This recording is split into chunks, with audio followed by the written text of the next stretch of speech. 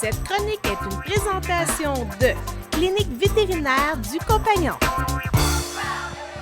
Bonjour, bienvenue à la Clinique vétérinaire du Compagnon.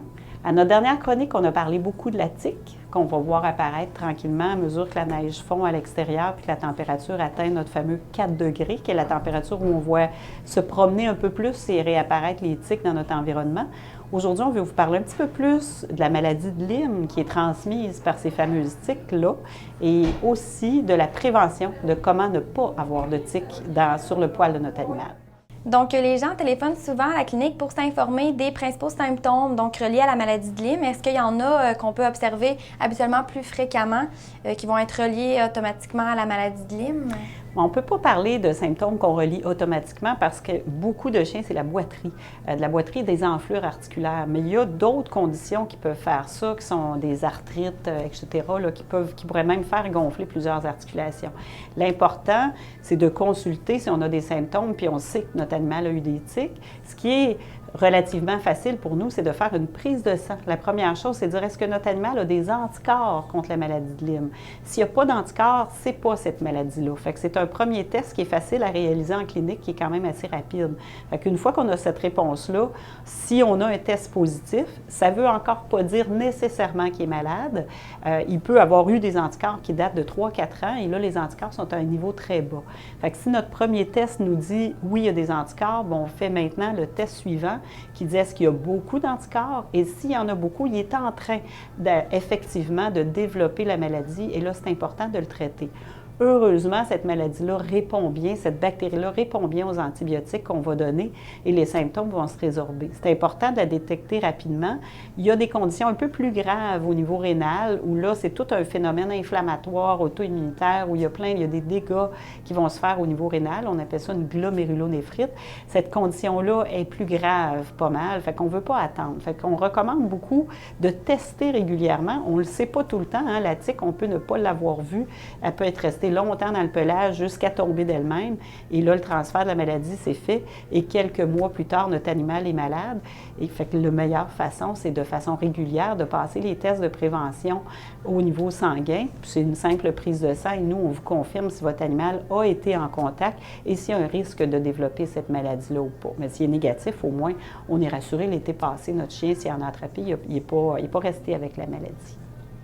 Donc, au niveau de la prévention pour éviter d'avoir un animal qui peut avoir ces symptômes-là, est-ce qu'on parle de plusieurs produits qui sont disponibles sur le marché? Ou? C'est sûr qu'on en parle souvent en rencontre ici. On a beaucoup de produits disponibles sur le marché. Les techniciennes, souvent, ils vous donnent beaucoup cette information-là au téléphone.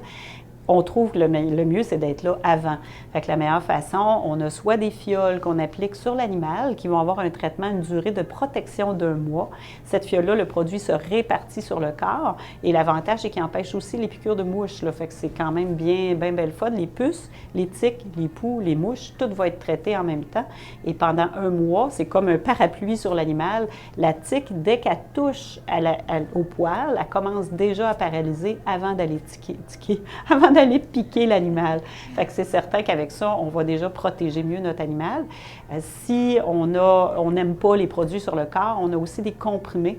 Les comprimés, on comprend que la tique ou la puce ou la bébite qui est sur l'animal doit piquer, mais va mourir assez rapidement pour ne pas être capable de transmettre la maladie. Fait qu'il faut qu'elle meure dans les 12, maximum 24 heures, ce que la majorité des produits vont faire. Fait que dépendant de l'âge de votre animal, de ses habitudes de toilettage, on a parlé beaucoup des chiens. C'est toxique, les produits pour les tiques. Chez le chat, il y en a très, très peu. On a parlé beaucoup de prévention chez le chien parce que le chien a une fragilité par rapport à la maladie de Lyme. Le chat a des habitudes aussi de chasseur, d'explorateur. Il peut revenir avec des tiques, mais heureusement, le chat n'attrape pas cette maladie-là. Fait que ce qui fait qu'on est moins préoccupé pour absolument faire la prévention, mis à part le fait que le chat apporte des tiques dans notre maison. Fait que c'est important, si notre chat a des habitudes, puis on en a trouvé, de le vérifier vraiment avant de le laisser embarquer dans notre lit. Et il y a des petits peignes, il y a des petites choses ou les petits crochets comme ça pour essayer de les trouver. Il existe des traitements chez le chat, mais les traitements pour le chien ne doivent pas être administrés au chat. Le chat se lèche, se toilette et c'est vraiment toxique. On a eu des cas d'empoisonnement à cause des produits attiques. Allez pas chercher n'importe quoi où c'est écrit puce éthique dessus et décider de l'administrer à votre chat. Il y a vraiment à chaque année beaucoup d'intoxication chez le chat. On a des nouveaux produits qui peuvent être administrés au chat, mais des fois à cause de l'odeur, à cause du toilettage, puis le chat qui se lèche et va baver, on va réserver ça aux chats qui sont vraiment des chasseurs terribles. Ils vont vraiment dans les terriers partout puis qui passent leur temps à revenir avec des tiques sur eux. Fait que c'est dans ce sens-là qu'on dit consultez-nous, appelez-nous. On est là pour ça. 418-387-2111. Gênez-vous pas, on est présents. Nos techniciennes sont très bien habilitées à répondre à ces questions-là et à vous donner les bonnes informations. Cette chronique est une présentation de Clinique vétérinaire du Compagnon.